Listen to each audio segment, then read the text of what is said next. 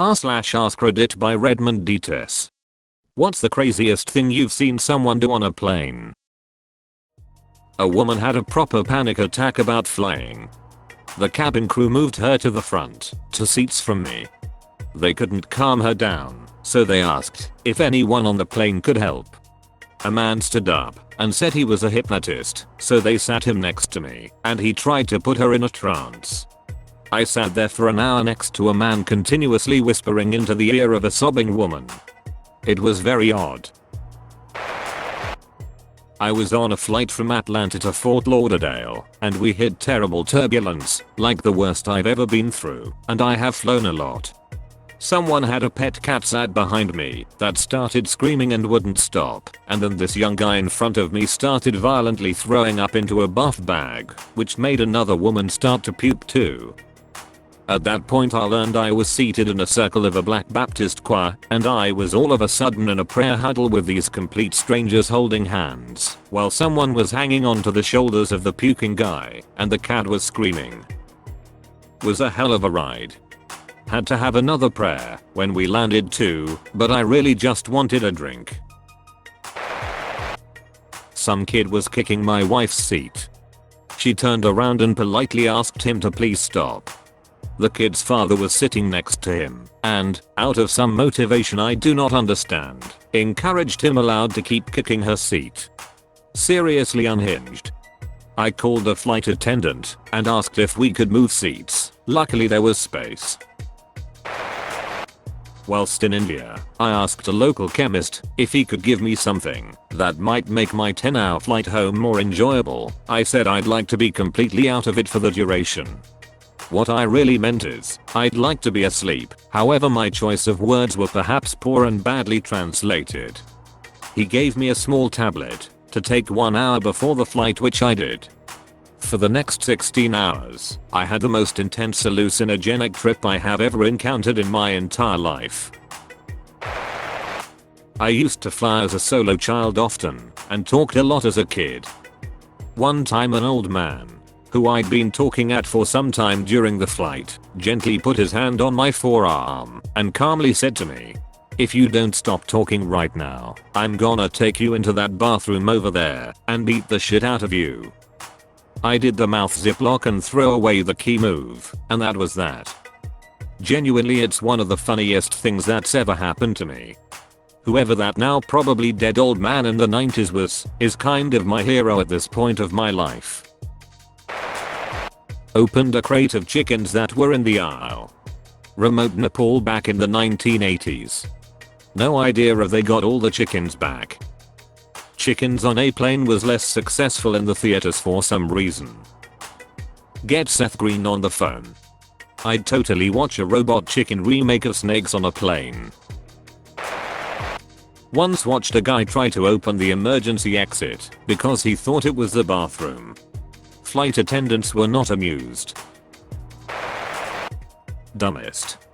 Just 2 weeks ago, someone decided to repeatedly smoke in the lavatory nearest to me. No smoke detector went off, but the smell was distinct and downright pungent in the specific lavatory. It was on Air China, and if you weren't aware, most long-haul Chinese operated flights have onboard security wearing a body cam. He was called back and brought the garbage to the galley and recovered the butts for evidence. For the remainder of the flight they made hourly announcements that smoking is forbidden. Scariest. We just left the gate and a toddler was teething on the free airline headphones when the silicone seal came off and blocked her airway. The parents were frantically trying to help, and we all watched her slowly fade to a grey-blue color while we were lined up for takeoff. The pilot expedited back to the nearest gate, and a doctor a few rows away held her upside down by her feet and started beating her with his wrist between her shoulder blades. They got her and her parents off the plane, and the pilot informed us shortly before takeoff that she was responsive again. It all happened so quickly, but it felt like a lifetime. I can't express how professional the flight attendants, pilots, and the doctor on board handled the situation. I can't forget the mother sobbing, the color the girl turned, how limp the girl was, and how useless I felt in that moment. Part of me felt the pilot just lied to us to take the edge off, but I searched the local news, and there was no story, so I imagine she did make a recovery. 5 stars to Turkish Airlines. Not quite crazy, but endearing. On a flight from Singapore to Sydney, there was a whole class of like 3rd grade pupils, who after the in-flight meal, all lined up at the nearest loo to brush their teeth. This was an A380, so luckily enough to choose from, lol. A man walked into the plane with a full-grown African parrot on his shoulder. An emotional support parrot. A person sits down, falls asleep before we even taxi out, and sleeps without any movement for whole 11.5-hour flight. And even then has to be woken up by the staff once the plane lands. It was this small Japanese lady in front row of economy class. I managed to sleep 12 hours of a 14-hour flight once. The elation I felt when I woke up and saw we were only 2 hours from home was indescribable. True story.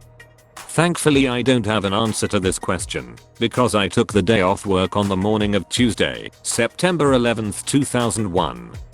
I was scheduled to be on American Airlines Flight 11. I took off work because I had just bought Madden NFL 2002 on PlayStation 2. A guy behind my wife and I was so drunk, he pissed himself twice. Then passed out.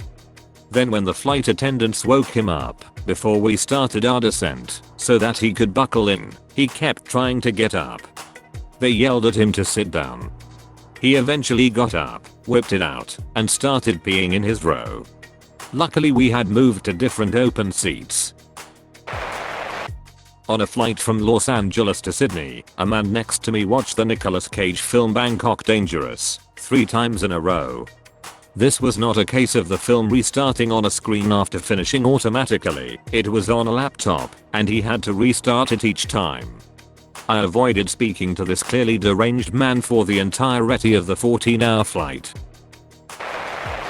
I once had people sitting to my left and to my right who were not using my armrests when I had the middle seat. That was a crazy new experience. That's all folks. Thank you for watching. If you like videos like this one, why not like and subscribe for more. Have a nice evening.